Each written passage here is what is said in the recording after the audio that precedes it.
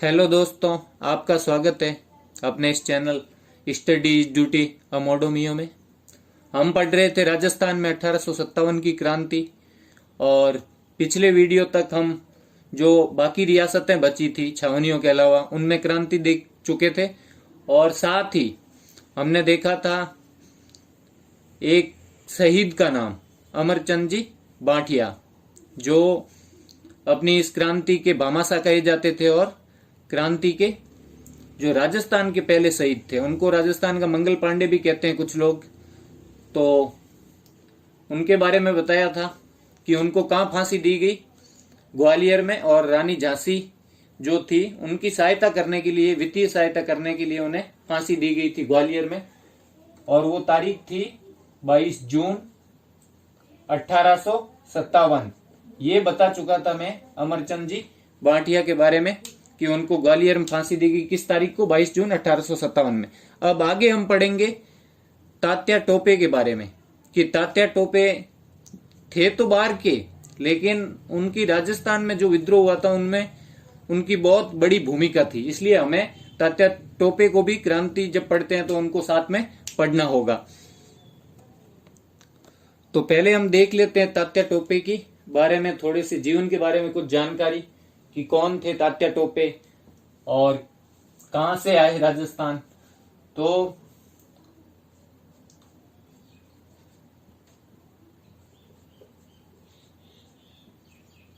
अब इनके नाम से ही लग रहा है आपको कि ये इनका वास्तविक नाम तो हो नहीं सकता, ये इनका एक तरह से उपनाम था। इनका वास्तविक नाम क्या था?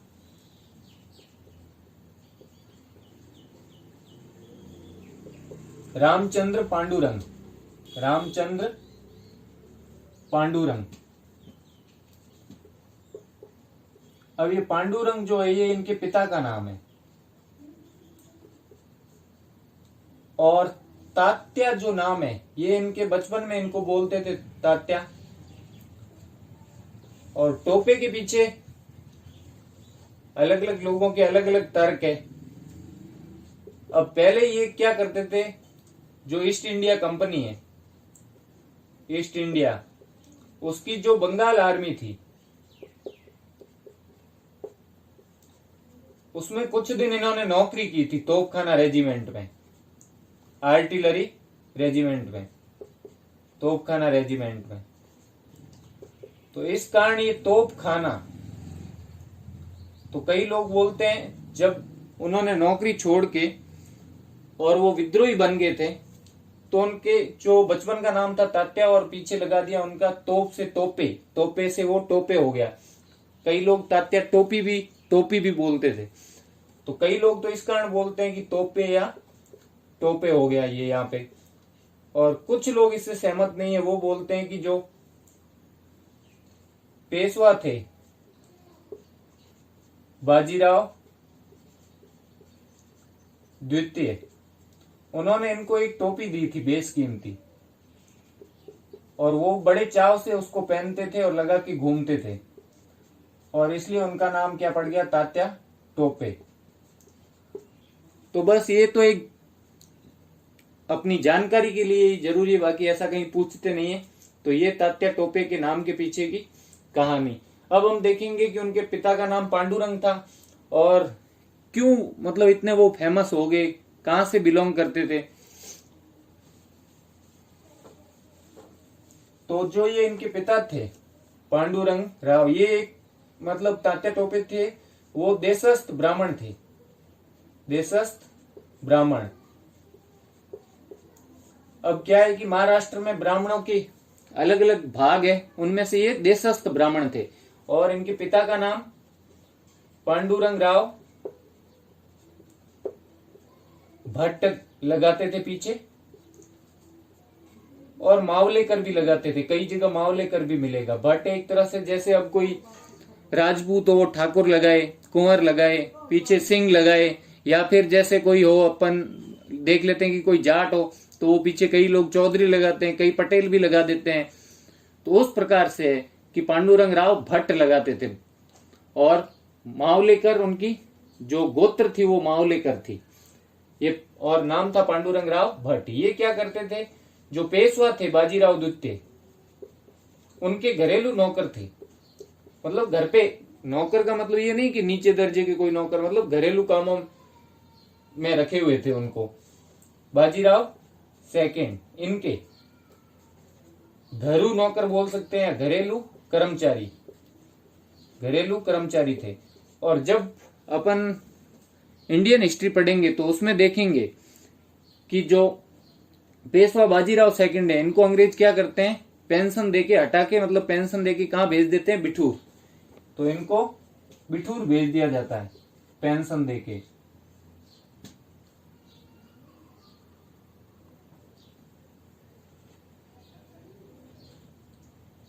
तो जब इनको बिठूर भेजा जाता है तो ये इतने स्वामी भक्त होते हैं, पांडुरंग राव भट्ट, ये भी कहां चले जाते हैं, बिठूर। तो इनके साथ साथ इनके जो बेटे हैं रामचंद्र तात्या टोपे, वो भी उनके साथ चले जाते हैं। तो ये जन्मे तो कहां थे, जन्मे तो ये महाराष्ट्र में थे, महाराष्ट्र में पाटोदा जिला पड़ता है, उसमें येवला गांव है, येवला गांव,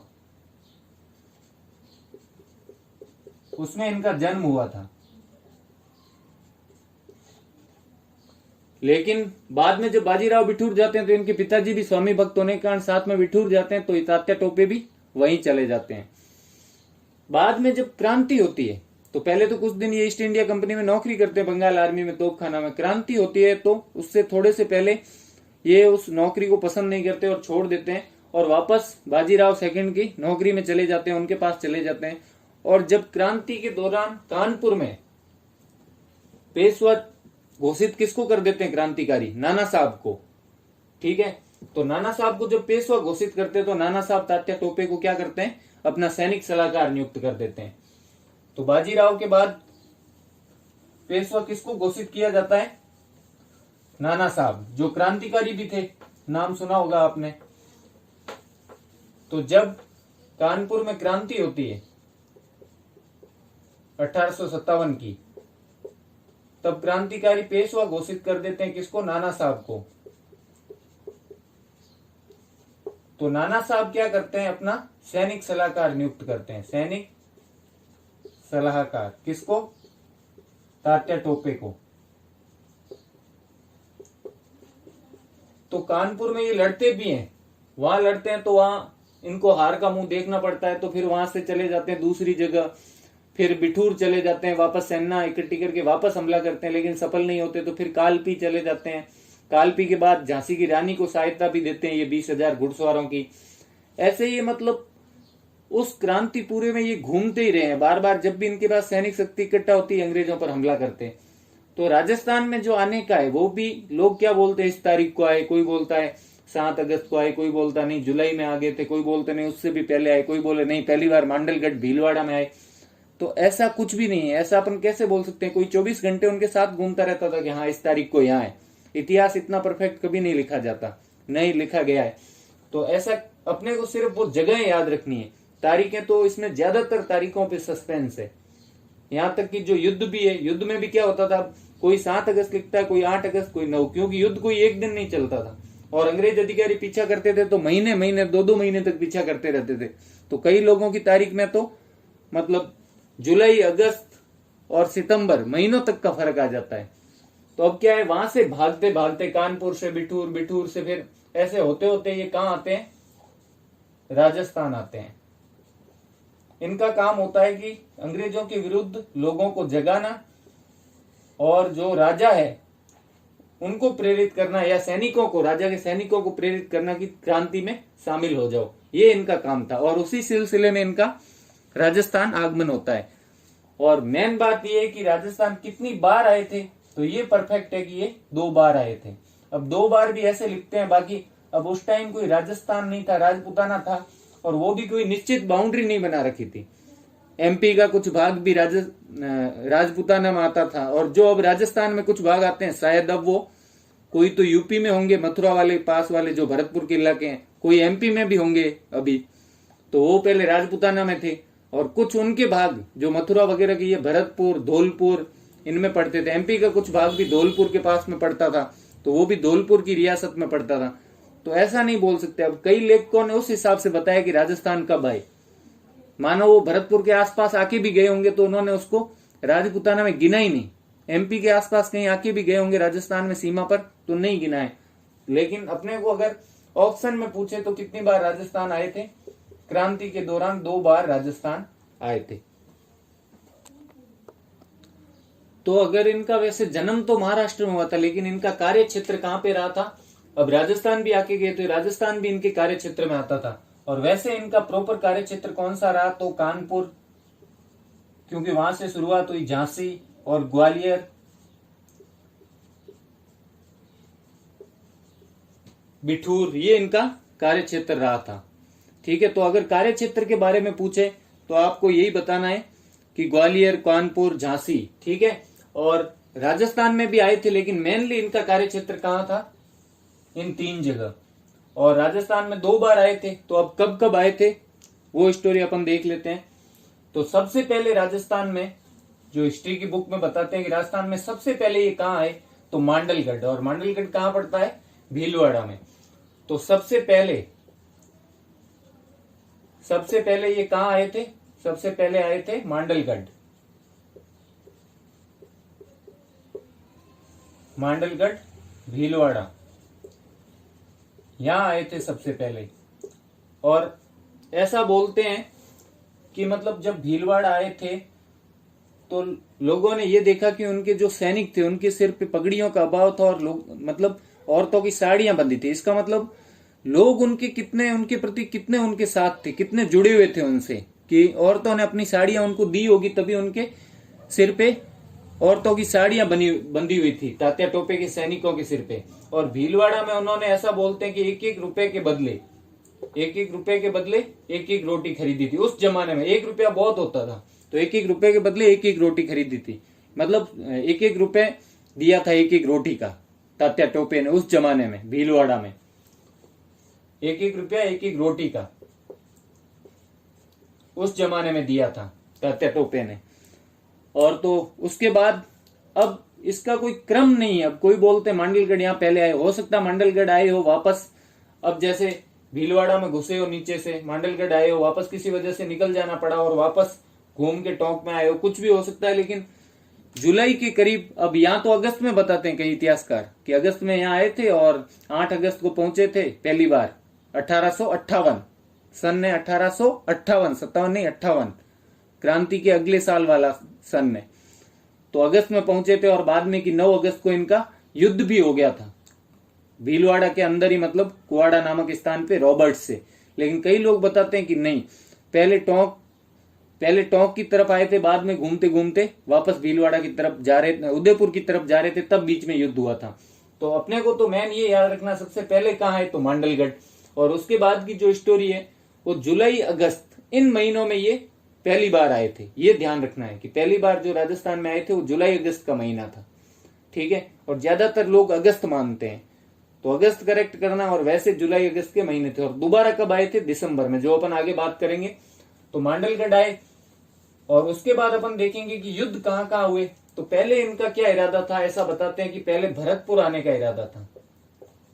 ये बहुत एकदम निपुण आदमी थे, बहुत चालाक। भरतपुर आने का जब अंग्रेजों को खबर लगी तो ये वहां से मुड़ लिए, बोला जयपुर जाएंगे अपन। लेकिन जयपुर का पीए कौन था? ईडन। उसको पता चला तो उसने कॉल किया फटाक से। किसको कॉल? वास्तव में कोई कॉल नहीं किया, कहने का अर्थ है कि बुलाया। किसको? रॉबर्ट्स को बुलाया।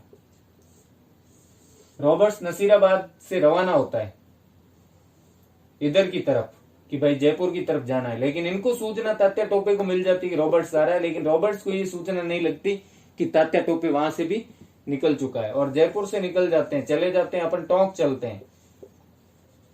क्योंकि अब ये सोचता है कि मैं दक्षिण की तरफ मुड़ जाऊं, और मतलब दक्षिण की तरफ चला जाऊं, ये सोचता है। इसलिए पहले तो जयपुर के नजदीक ही पड़ता है टोंक, तो वहां जाता है। तो उसके पीछे कौन लग जाता है? होम्स, एक अधिकारी होता है, आपने नाम सुना होगा आहुआ के युद्ध में जो जाता है, होम्स उसके पीछे लग जाता है।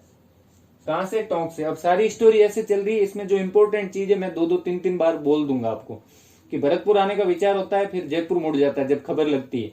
किसको खबर लगती है? आगरा में एक अधिकारी बैठा होता है 100 वर्ष, उसको खबर लगती है। तो ये कहां चला जाता है? जयपुर की तरफ, कि जयपुर से तो 60 मील ही दूर होता है, क्योंकि इसका इरादा बड़ी रियासतों को जीतने का होता है। अगर वो जीत ली तो उनको बहुत बड़ी सेनाएं हासिल होगी। जयपुर और उदयपुर मेनली इसका टारगेट ये था। तो जयपुर में जब ईडन को पहले ही पता चल जाता है, रॉबर्ट्स को बुला लेता है तो कि नहीं अब जाएंगे टोंक की तरफ। तो नीचे की तरफ जब ये जाना स्टार्ट होते हैं तो होम्स को पता चल जाता है, होम्स इनके पीछे होता है। तो आगे टोंक का नवाब होता है, क्योंकि टोंक की तरफ जा रहे होते हैं तो आगे नवाब पीछे होम्स, ये स्थिति होती है। पीछे ये लगा रहता है और आगे कौन होता है, नवाब वजीरुद्दौला। तो वजीरुद्दौला अंग्रेज भक्त था, ये सबको पता था कि भाई वजीरुद्दौला जो है वो अंग्रेज भक्त है, तो वो पक्का हमसे लड़ाई करेगा। तो उसने सेना भेजी भी, लेकिन जब सेना भेजी तो तात्या टोपे ने उस सेना में राष्ट्रीयता का भाव देख लिया कि इस सेना को मतलब मैं बहका सकता हूं अच्छी तरीके से। तो उसके भी कई ठिकानेदार थे, तो वो बोलता है पहले तो जब आमने सामने सेना हो जाती है तो उस वक्त तात्या टोपे है वो उनको बोलता है सामने वाले सैनिकों को कि मेरे प्यारे मुसलमान भाइयों, मैं तो ये चाहता हूं कि मतलब भारत पर वापस मुगलों का अधिकार हो जाए, बहादुर शाह को वापस अपना यहाँ का राजा बनाया जाए, शासक बनाया जाए, बादशाह। तो आधे से ज्यादा सेना मतलब तात्या टोपे से मिल जाती है, तोपें भी उनके कब्जे में आ जाती है और सैनिक और सामग्री भी।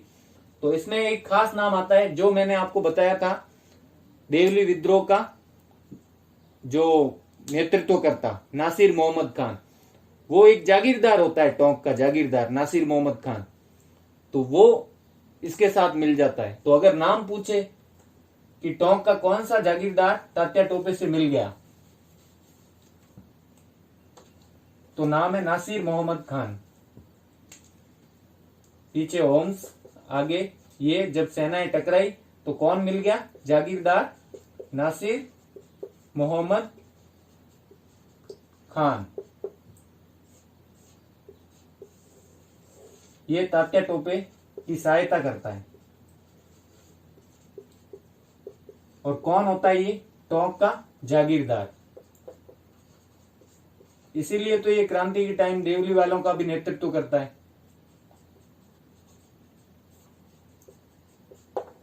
और जो नवाब होता है, क्योंकि अब तात्या को लग जाता है कि इस सेना का सामना करना पड़ेगा, क्यों अगर नहीं किया तो आगे कैसे जाएंगे, होम्स तो पीछे आ रहा है, उसके पास बड़ी सेना है। तो ये नवाब जो होता है टोंक का, ये छुप जाता है हमीरगढ़ के किले में। कहां छुप जाता है, हमीरगढ़ के किले में। और उस युद्ध को भी कुछ लोग हमीरगढ़ का युद्ध कहते हैं, जब सेनाएं आमने सामने हुई थी। युद्ध तो वास्तविक हुआ ही नहीं था एक तरीके से, फिर भी बोलते हैं कि टोंक की सेना को हरा दिया था। अगर इक्के दुक्के सैनिक तात्या टोपे के पक्ष में नहीं आए होंगे तो उनको हरा दिया गया होगा। तो हमीरगढ़ के किले में छुप जाता है कौन, वजीरुद्दौला टोंक का नवाब, और अपनी सिर्फ सेना को भेजता है, क्योंकि तात्या टोपे के युद्ध कौशल से वो डर रहा होता है कि तात्या टोपे पराक्रमी है बहुत ज्यादा। और इस युद्ध को भी क्या नाम दिया गया था, हमीरगढ़ का युद्ध। अगर पूछ ले तो टोंक की सेना के साथ कौन सा युद्ध हुआ था, वैसे रियल में कोई खास युद्ध नहीं हुआ था ये, फिर भी अगर पूछ ले कि टोंक की सेना के साथ कौन सा युद्ध हुआ था, तो हमीरगढ़ का युद्ध टोंक की सेना के साथ तात्या टोपे का। तो ये तो स्टोरी हुई टोंक में तात्या टोपे के जाने की। और उसके बाद ये टोंक से निकल के कहां को रवाना हो जाता है, बूंदी की तरफ। जब इसको वैसे इसका जाना कहां होता है, इसको उदयपुर की तरफ, लेकिन जो टोंक की सेना के साथ छोटा सा युद्ध होता है हमीरगढ़ का युद्ध, उसमें ये तोपें वगैरह छीन वगैरह के या उन्होंने सुपुर्द कर दी, जो भी मानो, या छीन ली, उनको लेके ये आगे बढ़ता है। तो आगे की तरफ भी इसे लगता है कि सामने से तो रॉबर्ट्स आ रहा है सेना लेके, क्योंकि रॉबर्ट्स को जयपुर बुलाया गया था, बाद में उसको पता चल गया कि टोपे इधर आ रहा है। तो सामने से कौन आ रहा था, रॉबर्ट्स, और पीछे तो होम्स लगा हुआ था। तो तात्या टोपे क्या करते हैं, बीच में से मुड़ के कहां चले जाते हैं, छोटा सा रास्ता देके बूंदी की तरफ। अब बूंदी का राजा होता है कौन, राम सिंह। बूंदी के राजा का नाम भी राम सिंह, जयपुर का भी उस टाइम राम सिंह और कोटा का भी राम सिंह, 1857 की क्रांति के दौरान। तो बूंदी के राजा राम सिंह ऐसा बोलते हैं कि तात्या टोपे की सहायता करना चाहता है, क्योंकि बूंदी के राजा ने 1857 की क्रांति में मतलब बहुत कम सहयोग दिया था अंग्रेजों को, बहुत कम। अगर ऑप्शन में पूछ ले किसने सहयोग नहीं दिया तो शाहपुरा के राजा ने सहयोग नहीं दिया था, विरोध भी किया था, क्रांतिकारियों को शरण भी दी थी। लेकिन अगर ऑप्शन में राम सिंह हो और शाहपुरा के राजा लक्ष्मण सिंह का नाम नहीं हो तो अपन क्या करेंगे, करेक्ट आंसर कौन सा करेंगे, राम सिंह। तो बूंदी का राजा इसकी सहायता करना चाहता था, लेकिन जब उसको पता चला कि पीछे तो अंग्रेज आ रहे हैं, इसके इधर से ये पीछे आ रहे हैं दोनों, तो राम सिंह ने अपने किले के दरवाजे क्या कर लिए, बंद कर लिए किले के दरवाजे। जबकि इसको तात्या टोपे को उम्मीद थी कि राम सिंह अच्छा आदमी यार, अपनी हेल्प कर देगा पक्का, किले के दरवाजे बंद कर लेते हैं, क्योंकि इनको भी डर लगता है कि पीछे ये आ रहे हैं फिरंगी गोरे, तो फिर उसकी मजबूरी हो जाती है, वो डरता है इनसे और अपने किले के दरवाजे बंद कर लेता है। और इसको रसद की आवश्यकता होती है, लेकिन क्या करे बेचारा, फिर आगे की तरफ निकल जाता है और बूंदी से आगे जाता है नाथ द्वारा, और बीच में एक गांव पड़ता है, वहां ये रसद की व्यवस्था भी कर लेता है। तो नाथ द्वारा जाके ये दर्शन करता है कि भगवान ही बचा सकते हैं अब तो। नाथ द्वारा में तात्या टोपे ने दर्शन भी किए थे, और वहां से दर्शन करके फिर ऐसा बोलते हैं कि इसका तात्या टोपे की अपनी जो भिड़त हुई थी वो झालावाड़ के राजा से भी हुई थी। तो झालावाड़ के राजा से इनका क्या हुआ वो देख लेते हैं। इस टाइम इनके पीछे वो भी रॉबर्ट्स पहुंच चुका था धीरे धीरे, और कुवाड़ा का युद्ध भी हुआ था। अब उसकी डेट कई लोग पहले बताते हैं कई बाद में, तो पहले वो देख लेते हैं कुवाड़ा का युद्ध। तो ऐसे तात्या टोपे की रॉबर्ट्स से कई बार भिड़त हुई थी, क्योंकि रॉबर्ट्स जो था वो उनका पीछा कर रहा था। लेकिन अब अपनी किताब में एक मिलता है, वो है कुवाड़ा का युद्ध, और इसकी तारीख जो लिखते हैं, कुवाड़ा ये कोठारी नदी के किनारे स्थित है स्थल, कुवाड़ा का युद्ध। और इसकी जो तारीख बताते हैं वो कई लोग 7 अगस्त, कई 8, कई 9 अगस्त। अब ज्यादातर 9 अगस्त मानते हैं लोग, तो अगर इनमें से आपको करेक्ट करना हो तो 9 अगस्त ही करना। 9 अगस्त 1858। किससे भिड़त होती, कौन सा अधिकारी होता है ये नाम पूछे तो रॉबर्ट्स। अधिकारी कौन होता है, रॉबर्ट्स। तात्या टोपे और रॉबर्ट्स के बीच ये युद्ध होता है, कुवाड़ा का युद्ध। और इसमें क्या होता है, रॉबर्ट्स जीत जाता है और तात्या टोपे हार जाते हैं। और ऐसे कई बार भिड़त होती है, हारना कुछ नहीं, वो वहां से चकमा देके निकल जाते हैं। तो इस कुवाड़ा के युद्ध में भी तात्या टोपे की हार हो जाती है। फिर देखते हैं झालावाड़ के राजा की कि झालावाड़ रियासत में क्या कहानी हुई। तो झालावाड़ में राजा होता है पृथ्वी सिंह। वो तात्या टोपे के विरुद्ध सेना भेजता है, क्योंकि वो भी अंग्रेज समर्थक होते हैं। तो पृथ्वी सिंह सेना भेजता है कहां पे, उनके सामने पलायता नामक स्थान पर। तात्या टोपे के सामने किस नामक स्थान पर, पलायता नामक स्थान पर सेना भेजते हैं। तो वही अपने तात्या टोपे स्टाइल, वो उनको समझाते हैं सैनिकों को कि अपने को विद्रोह करना, अंग्रेजों को भगाना, ये हमें लूट रहे हैं, राजा भी इनके गुलाम बन गए हैं। और आधे युद्ध तो इन्होंने ऐसे ही जीत लिए। मतलब उनका काम ही यही था कि लोगों को जगाना, सैनिकों को अपनी तरफ मिलाना, ताकि सैनिक शक्ति बढ़ाकर अंग्रेजों के खिलाफ लड़ सके। उनको इन राजाओं से लड़ना नहीं था वैसे। तो पलायता नामक स्थान पर सेना भेजते हैं। तो वहां पे एक पलटन होती है इस सेना की, गोपाल पलटन। क्या नाम होता है उस सेना पलटन का, गोपाल पलटन, जो पृथ्वी सिंह की सेना में सी। इस पलटन को छोड़ के बाकी सारी सेना मना कर देती है लड़ने से, सिर्फ ये लड़ने को तैयार होती है। और फिर इससे लड़के क्या, अब ये तो छोटी सी पलटन होगी बची हुई, बाकी सारी सेना लड़ने से मना कर देती है। सारी सेना लड़ने से मना कर देती है, मना, केवल इसको छोड़कर, गोपाल पलटन को। और ये लड़ने के लिए तैयार होती है।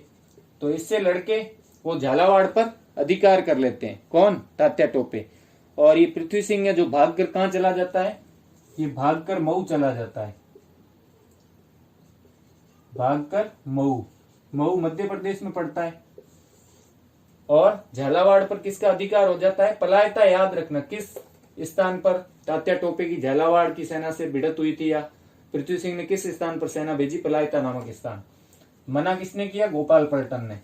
अब राजा तो भाग गया पृथ्वी सिंह, और झालावाड़ पर किसका अधिकार हो गया? तात्या टोपे का। जैसे टोंक पर हुआ था, टोपे का अधिकार हो जाता है। आखिर में पृथ्वी सिंह को तात्या टोपे को कितने रुपए देने पड़ते हैं? पृथ्वी सिंह तात्या टोपे को रुपए देता है 5 लाख रुपए, और कुछ तोपें भी छीन लेता है झालावाड़ से। टोंक से भी छीनी थी, झालावाड़ से भी। तो 5 लाख रुपए पृथ्वी सिंह देता है किसको? तात्या टोपे को। उस टाइम 5 लाख बहुत थे। तात्या टोपे को पृथ्वी सिंह 5 लाख रुपए देता है। और ये तो हुआ पहली बार जब तात्या टोपे यहां आए थे, ठीक है। उसके बाद दूसरी बार कब आते हैं यहाँ पे, तो वो देखेंगे हम। ये उदयपुर की तरफ जाना चाह रहे थे। वास्तविक में इनका टारगेट मैंने बताया शुरू में भी बड़ी रियासतें थी, जयपुर उदयपुर। अब ये उदयपुर की तरफ ही जा रहे थे, नाथद्वारा होते हुए। नाथद्वारा कहाँ? दक्षिण की तरफ ही तो आता है। तब तक भीलवाड़ा के पास जो ये स्थान है कुआड़ा, यहाँ पे इनकी भिड़त हो गई। इनसे पहले भी 1-2 छोटी भिड़तें हुई, और बाद में यहाँ भिड़त हो गई। बाद में वो निकल के कहाँ चले गए? MP चले गए। यहां से निकल के MP की तरफ बाहर निकल गए। और दोबारा ये आते हैं दिसंबर में। अब कुछ लोग उसकी तारीख बताते हैं 11 दिसंबर। तो तारीख में अपने को पढ़ना नहीं है कि पहली बार तो आए थे जुलाई अगस्त के टाइम। और बहुत सारे लोग, क्योंकि कुआड़ा का युद्ध 9 अगस्त को हुआ, तो अगस्त मानते हैं। जबकि कुछ लोग बोलते हैं टोंक का युद्ध उससे पहले भी हुआ था, और भीलवाड़ा में थोड़ा पहले और आया था, और वापस दोबारा और आए थे तात्या टोपे। तब ऐसा बोला गया कि पहले मांडलगढ़ आए। तो अब देखेंगे कि दोबारा तात्या टोपे राजस्थान कब आए, तो दिसंबर में। तारीख कई लोग 11 दिसंबर बताते हैं, तो मैं 11 दिसंबर लिख देता हूं। और वैसे ये तारीख याद रखना जरूरी नहीं है कि दिसंबर में वापस आए थे तात्या टोपे। 1858 है, ध्यान रखना, भूल से 57 नहीं है। और इस टाइम इन्होंने क्या किया? बांसवाड़ा पर अधिकार कर लिया। एक तरह से बांसवाड़ा को हरा दिया था इन्होंने। और जब ये बांसवाड़ा की तरफ आए, तो पिछली बार से वो ईडन तो गुस्सा हुआ बैठा था कि जयपुर आने की कोशिश की थी इसने। तो जो ईडन था, जयपुर का PA, वो इनका पीछा करते हुए कहां जाता है? बांसवाड़ा जाता है।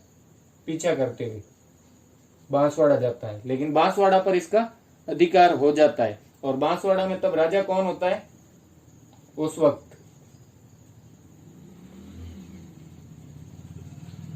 लक्ष्मण सिंह। राजा कौन होता है? लक्ष्मण सिंह। तो लक्ष्मण सिंह को एक तरह से हरा के वो क्या करते थे? बांसवाड़ा पर अधिकार। और बांसवाड़ा कौन पहुंचता है पीछा करते हुए? ईडन। अब ये चीज हुई थी दोबारा। और उसके बाद वो कहां जाते हैं? ये तो दिसंबर की बात, दोबारा दिसंबर में आए थे। दोबारा दिसंबर, दोबारा दिसंबर, दिसंबर में भी दोबारा में भी तो ये थोड़ा सा याद रह जाएगा। और दोबारा बांसवाड़ा पर अधिकार करते हैं। पहली बार कहां करते हैं? टोंक, झालावाड़ और बूंदी भी जाते हैं, लेकिन किला बंद कर देते हैं। तो बांसवाड़ा वाली घटना याद रखना दोबारा हुई थी, झालावाड़ वाली पहली बार हुई थी। अब इसके बाद वो सीकर जाते हैं। ऐसा बताते हैं कि 21 जनवरी 1859, क्यों अब तो 58 खत्म हो गया। जब दिसंबर में आए हैं 58 में, तो फिर जनवरी लग गई। वो जाते हैं सीकर। कहाँ आते हैं? सीकर आते हैं तात्या टोपे। और सीकर में एक सामंत होता है, सीकर का एक सामंत होता है। क्या नाम होता है उनका? भैरू सिंह जी। भैरू सिंह जी, वो उनका साथ देते हैं तात्या टोपे का, उनका साथ देते हैं। और उनके साथ का फल क्या मिलता है? हमेशा वफा करने का, और इनका फल बुरा ही होता है। तो भैरव सिंह इनका साथ देते हैं, जिससे उनको अंग्रेज क्या करते हैं? फांसी पर चढ़ा देते हैं भैरव सिंह को। फिर भी वो देश के लिए फांसी पर चढ़ जाते हैं। तो तात्या टोपे की सहायता के बदले कौन से सामंत को फांसी पर चढ़ा दिया गया? सीकर के भैरव सिंह को। और बीकानेर के जो राजा होते हैं, ये तो सीकर का बता दिया, बीकानेर के राजा भी कुछ घुड़सवारों की सहायता देते हैं। बीकानेर के जो सरदार सिंह होते हैं, वो वैसे तो अंग्रेज भक्त भी होते हैं, अंग्रेजों की भी सहायता करते हैं, लेकिन अब अंग्रेजों के मुंह के सामने वो दबे हुए होते हैं थोड़े से। लेकिन चुपके से कई राजा ऐसे भी होते हैं जो दोनों तरफ हल्की हल्की सहायता करते हैं। कुछ राजा ऐसे भी थे कि जिन्होंने क्रांतिकारियों की भी मदद की, लेकिन अंग्रेजों के जो पावर था, उनके तले ये दबे हुए थे, शक्ति के तले पूरी तरह से। तो सरदार सिंह क्या देता है, घुड़सवार प्रदान करता है। किसको? तात्या टोपे को घुड़सवार प्रदान करता है, तात्या टोपे को। तो तात्या टोपे को घुड़सवार किसने दिए थे? बीकानेर के राजा सरदार सिंह ने। और दो अपने फेमस ही सामंत जो हर किसी की सहायता करते रहते थे, सलूम्बर के केसरी सिंह और कोठारिया के जोध सिंह, तो उनका नाम भी याद रखना। ये नाम तो आप अपन तीसरी बार देख रहे हैं, क्योंकि आहुआ के जो ठाकुर थे कुशाल सिंह, उनको भी शरण किसने दी थी? इन्हीं ने दी थी, कोठारिया के जोध सिंह ने और सलूम्बर के केसरी सिंह ने। दूसरी बात कि नीमच के जो क्रांतिकारी कुछ विद्रोही थे, उनको भी किसने शरण दी थी? सलूम्बर के केसरी सिंह ने। अब तीसरी बात, तात्या टोपे की सहायता भी किसने की थी? तो तात्या टोपे की मदद किसने की?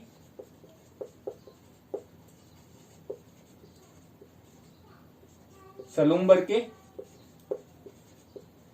केसरी सिंह। ये दो नाम तो आप एकदम रट ही लो, बहुत जगह आएंगे। और कोठारिया जो राजसमंद में पड़ता है, कोठारिया के जोध सिंह ने।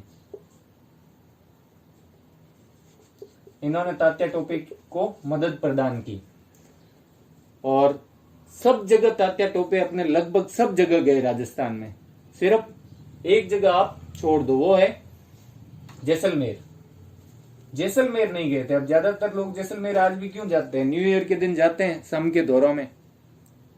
और तब तो कोई जाना नहीं चाहता था, गर्मी इतनी पड़ती है। और है क्या, जैसलमेर में पानी दूर दूर तक मिलता नहीं था पहले, और धोरे ही धोरे थे, खाली पड़ा रहता था। जनसंख्या घनत्व तो अभी भी कम है, तो एकदम सुनसान पड़ा रहता था, कौन जाना चाहता था? और वो भी डाकुओं का इधर दबदबा। लेकिन अब तो लोग जाते हैं न्यू ईयर मनाने सम के दौरों में। तो ज्यादातर तो गुजरात के लोग आते हैं, क्योंकि वहां दारू बंद है, तो यहाँ दारू पी के टीटी होने के लिए। अपने यहाँ गांव में जो दारू पी लेता है ज्यादा, उसको क्या बोलते हैं कि टीटी हो गया दारू पी के। तो तात्या टोपे को बिल्कुल पसंद नहीं था जैसलमेर जाना, कि वहां उतना दूर जाएंगे, कुछ सहायता भी मिलेगी या नहीं मिलेगी, सैनिक मिलेंगे नहीं मिलेंगे। और एकदम अंत में, रेगिस्तान के अंत में आया हुआ है लगभग। और ऊपर से मेरा नाम तो तात्या मतलब टी, टोपे मतलब भी टी, मेरा नाम पहले से ही टीटी है। तो अपन सम के दौरों में जाके दारू पी के क्यों टीटी बने? तो अपन तो पहले से टीटी है ही, तो अपने को सम के दौरों में नहीं जाना। तो तात्या टोपे कहाँ नहीं गए थे? सिर्फ जैसलमेर रियासत में नहीं गए थे, बाकी हर जगह उन्होंने जाने की कोशिश की। और वो उस रियासत के अंदर से तो निकले ही थे। तो जैसलमेर को छोड़ के पूरे राजस्थान से मदद मांगने गए थे, पूरे राजपुताना मदद मांगने गए थे तात्या टोपे। ठीक है, उसके बाद अब ये तो बात हो गई अपने राजपुताना में तात्या टोपे के आने की। अब उसके बाद क्या होता है? तो तात्या टोपे का अपन लगभग पूरा ही देख चुके हैं, उनकी जीवनी भी देख ही चुके हैं, तो लास्ट का हिस्सा भी देख लें। तो यहाँ पे राजस्थान में उनकी एक लिन माउथ नाम का अधिकारी होता है, लिन माउथ, उससे भिड़त होती है। और उस भिड़त के बाद वो वापस एमपी लौट जाते हैं, फिर वापस कभी राजस्थान नहीं आ पाते, और उससे पहले उनको फांसी हो जाती है। तो 2 बार आए थे, लेकिन दूसरी बार जब लिन माउथ से उनकी भिड़त होती है, तो वो फिर राजस्थान को छोड़ के एमपी की तरफ निकल जाते हैं। और याद रखने की चीज ये है कि सीकर के सामंत को इनकी सहायता के लिए फांसी दी गई थी, भैरव सिंह को। और सीकर में क्या है? तात्या टोपे की छतरी भी है। सीकर में तात्या टोपे की छतरी है। और लिन माउथ से भिड़त के बाद क्या होता है कि तात्या टोपे वापस एमपी की तरफ लौटते हैं। और उस वक्त उनका एक साथी होता है, बहुत एक तरह से विश्वास पात्र माना हुआ, जिसका नाम होता है वो नरवर, जो एमपी में पड़ता है। नरवर का जागीरदार होता है सामंत। नरवर का सामंत बोलो, जागीरदार बोलो, मान सिंह नरूका। क्या नाम है उसका? मान सिंह नरूका। ये इनका तात्या टोपे का साथी होता है, हर जगह साथ ही रहता है ये। लेकिन जब तात्या टोपे जंगल में सो रहे होते हैं,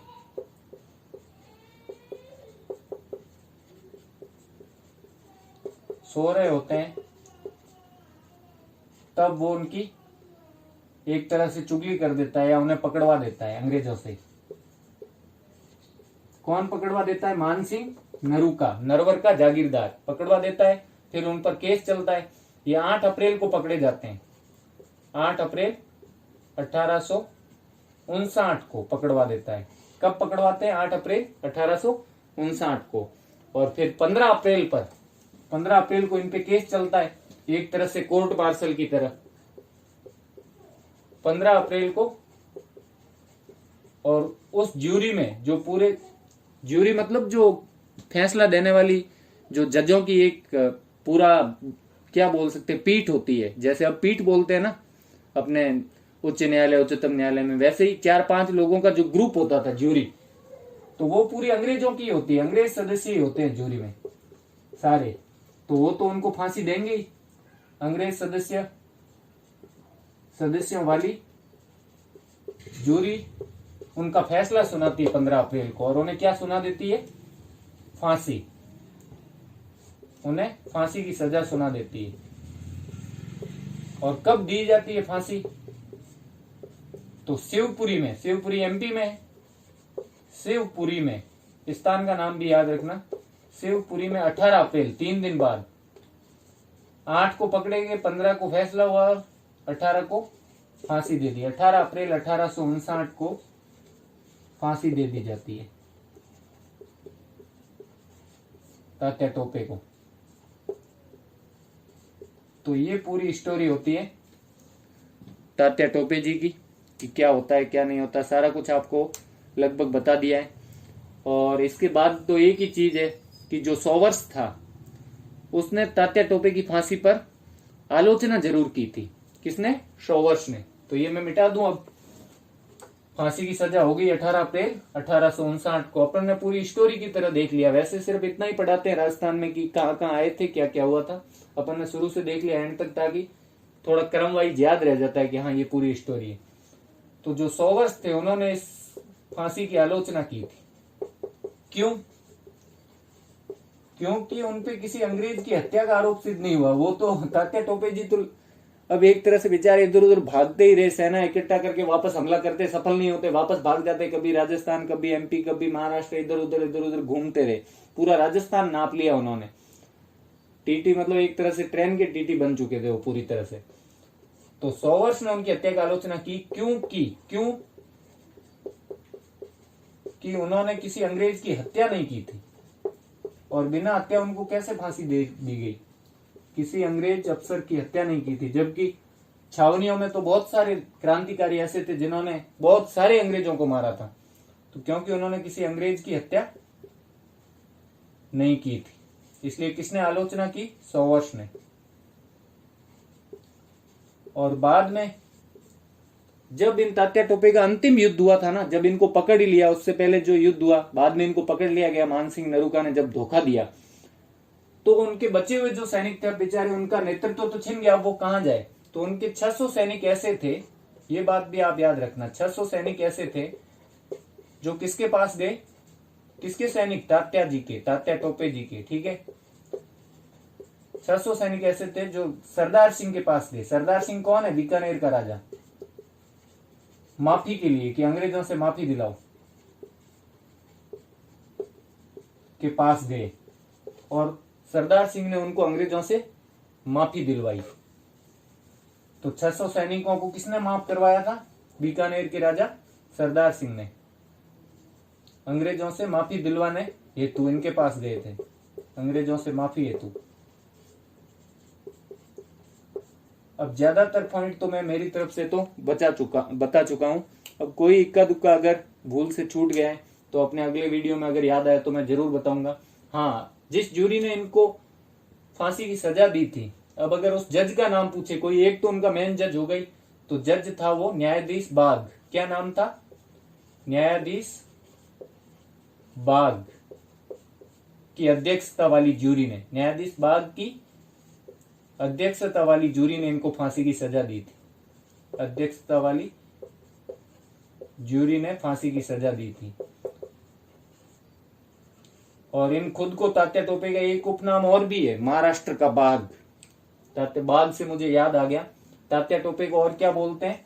महाराष्ट्र का बाघ भी बोलते हैं तात्या टोपे को, क्योंकि महाराष्ट्र में जन्मे थे ये। महाराष्ट्र का बाघ, टाइगर, यह तात्या टोपे का उपनाम बोला जाता है। वैसे तात्या टोपे तो खुद ही उनका उपनाम था, सही नाम क्या था? रामचंद्र पांडुरंग।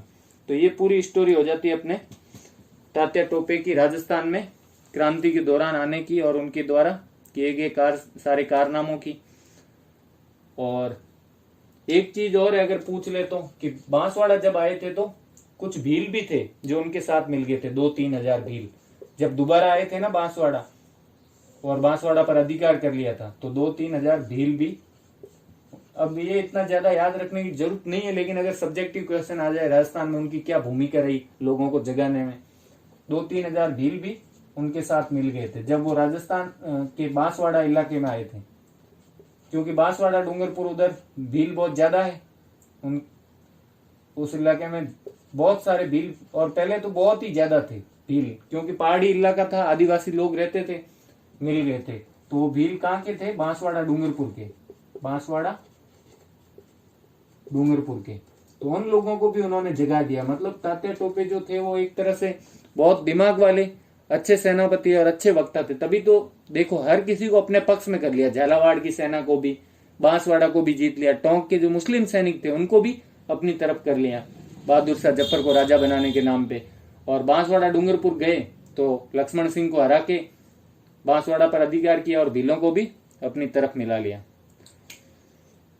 तो ये काफी लंबा हो गया। इसके साथ मैंने सोचा था कि क्रांति के जो परिणाम है और विफलता के जो कारण है वो भी बताएंगे। अब देखते हैं अगले वीडियो में उनको। तो आज के लिए इतना ही।